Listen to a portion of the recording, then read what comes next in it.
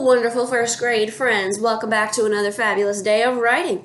And this week, we are reading Stinky Trash. And your writing prompt says you need to write a narrative, that's a story, that tells what happened in the story. Well, that's easy. We just went back to the story to help our brains remember each part, and we sketched the beginning, the middle, and the end. And we made sure we included our characters, our setting, and our plot. Well, yesterday we wrote words that matched what happened in the beginning.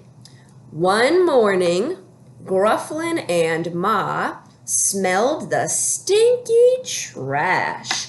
Look at their faces. They have those frowny frowns. That stink is oozing out of the garbage can. Yuck. Now we're ready to move on to what part of the story is it, friends? Middle. If you said middle, kiss your brain. Also, we always have time for phonics. Does anybody see something at the end of the word middle? If you said final stable syllable, D-L-E, just like you see in the word candle, kiss your brain! Love it when we see phonics when we're doing writing. Phonics is everywhere, folks. Gotta love you some phonics. So let's talk about the middle. Well, in the middle of the story, Pufflin, that's the brother, Pufflin notices the trash can has filled up again. But he's super helpful. He has a lot of personal responsibility that he is showing. And instead of just letting it sit there, he says, hey, let me just take this out. So here's the bag. Oh, let's label that. Trash can. And then this is the trash. Trash bag. So that our reader knows, hey, that's the trash that was in the can is now going out.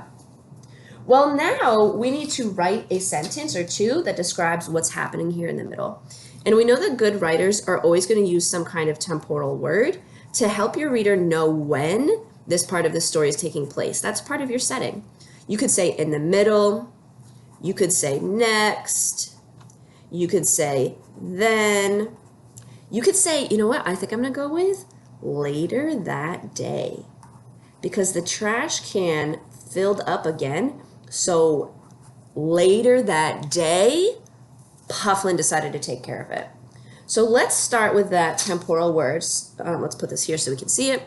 We're going to do later that day, Pufflin took out the trash. Period. Perfect. Now all I have to do is go back and fill this in. Later that day. Ooh, what do you notice I'm going to put at the beginning of that sentence? The first letter is going to be uppercase. If you said uppercase, kiss your brain. You're getting it. L-A-T-E-R. Notice that combination E-R at the end. Later. For the beginning of that sentence. Later that. The. Digraph T-H. The. A, T. Later that day, D, A. We got A like hey, that vowel digraph.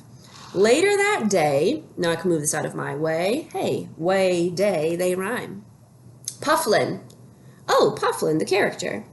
Uppercase letter at the beginning of their sentence because we always capitalize names. Now, again, just like yesterday when we were writing Grufflin, if you can't remember how to spell their name, don't panic. Just go back to your text. Look, after dinner, we said later that day. We were right. It was after dinner. Pufflin. P-U-F-F-L-I-N. P-U-F-F-L-I-N. P-U-F-F-L-I-N. If you sing it, you'll remember it. P-U-F-F-L-I-N. Pufflin. Perfect. Later that day, Pufflin took out the trash. Took. Oh,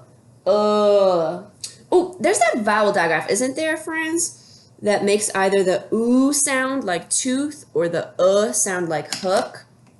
Yeah, that digraph O-O is saying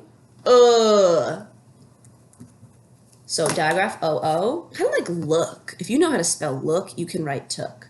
Later that day, Pufflin took out. Ow. We talked about this combination last week, didn't we? Or this diphthong that makes the ow sound usually at the beginning of a word or in the middle, never at the end. O-U like mouse, out, out. Guys, phonics is everywhere. Isn't that so cool? Later that day, Pufflin took out the, T-H-E, the trash. Oh, I spelled this yesterday. Easy peasy lemon squeezy. T-R-A for the A, sh, S-H, like ship. Fantastic. Let's go back and reread to make sure it sounds right and makes sense. Later that day, Pufflin took out the trash. Fantastic! We told them when this happens. That's part of our setting. We also showed it in our picture. We said who's involved here, our character Pufflin, and we said what he did. He took out the trash.